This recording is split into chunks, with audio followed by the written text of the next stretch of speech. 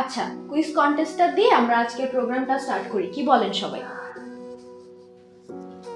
যদিও প্রথম প্রশ্নের উত্তরটা সবারই জানার কথা, তারপর আমি জিজ্ঞেস করছি, বলুন তো আমাদের বিজয় দিবস কবে?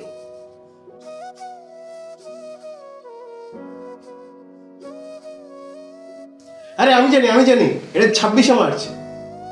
আরে বোকা, ওইটা তো হচ্ছে স্বাধীনতা দিবস। আজকে তো আমাদের বিজয় দিবস, 16ই ডিসেম্বর আমাদের বিজয় দিবস।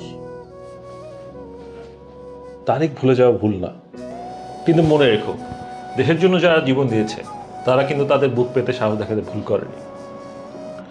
বিজয় দিবস শুধু লাল সবুজ পোস্ট না, এটা স্মরণ করার দিন যে বিজয় এসেছে অনেক রক্ত, অশ্রু আর ত্যাগের বিনিময়ে।